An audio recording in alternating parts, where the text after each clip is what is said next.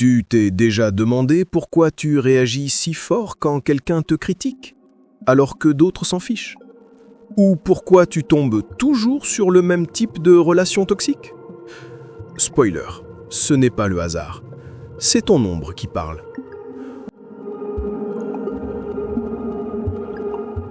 Aujourd'hui, on plonge dans la pensée de Carl Gustav Jung, pas le Jung académique, celui qui change vraiment ta vie. Je vais te montrer ce qu'il appelait l'ombre, et non, ce n'est pas un monstre, comment elle pirate tes relations sans que tu t'en rendes compte, et surtout le processus simple mais pas facile pour l'intégrer et transformer tes blessures en carburant. Si tu restes jusqu'à la fin, j'ai une question clé qui te révélera instantanément une part de ton ombre. Prêt ?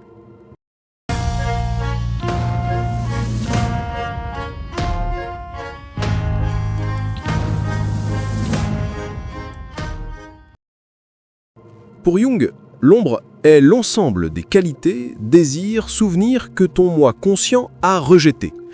Exemple ultra classique, tu as été élevé gentil, ton ombre contient ta colère, ton égoïsme. On t'a dit « sois fort », ton ombre range ta vulnérabilité, tes larmes. Plus tu refuses un trait, plus il devient inconscient et plus il te pilote. Jung écrit « Tant que l'ombre n'est pas intégrée, elle se projette ». Traduction, tu vas voir chez les autres ce que tu n'acceptes pas chez toi.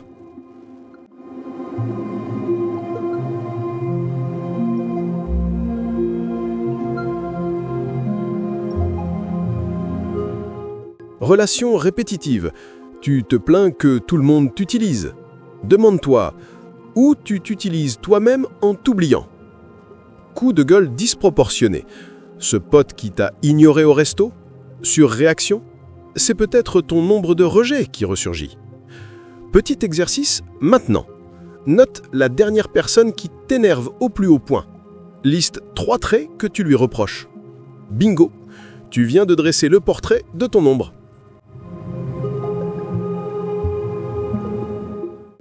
Imagine que tu marches avec un sac à dos de 20 kilos, rempli de parties de toi-même. Tu crois les avoir laissées à la maison, mais elles te ralentissent. L'intégration, c'est d'ouvrir le sac, regarder ce qu'il y a dedans et décider « est-ce que j'ai vraiment besoin de porter ça? Ou puis-je transformer cette énergie en ressources ?»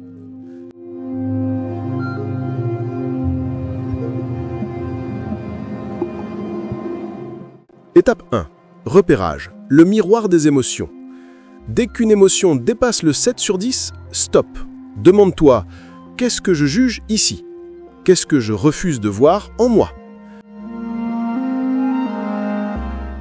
Étape 2. Dialogue actif avec l'ombre. Assis-toi, imagine ce trait comme un personnage. Pose-lui 3 questions. Pourquoi es-tu là? Quelle peur tu me protèges? Quel talent tu caches? Étape 3. Rituel de retour au corps. Danse, boxe, cours, chante.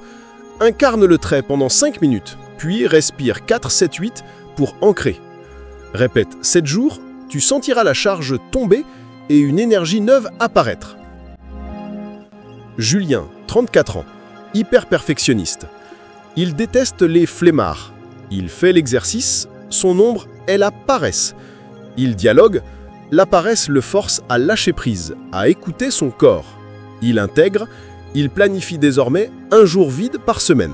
Résultat, moins de migraines, plus de créativité au travail. Tu ne deviens pas bon en chassant l'ombre, tu deviens entier en l'accueillant. Carl Gustav Jung. Ta mission, si tu l'acceptes, 1. Dans les commentaires, écris le trait que tu viens de reconnaître. 2. Nomme comment tu vas l'incarner cette semaine, sport, art, écriture. Je répondrai aux 100 premiers commentaires pour t'aider à affiner. Et si tu veux aller plus loin, j'ai préparé un guide PDF, 7 questions pour dialoguer avec ton ombre, lien dans la description. N'oublie pas, plus tu éclaires ta part sombre, plus ta lumière devient puissante. À toi de jouer, ou plutôt, à toi de danser avec elle. Bienvenue sur Secrets de l'âme, la chaîne où nous explorons la psychologie, la personnalité et le comportement humain.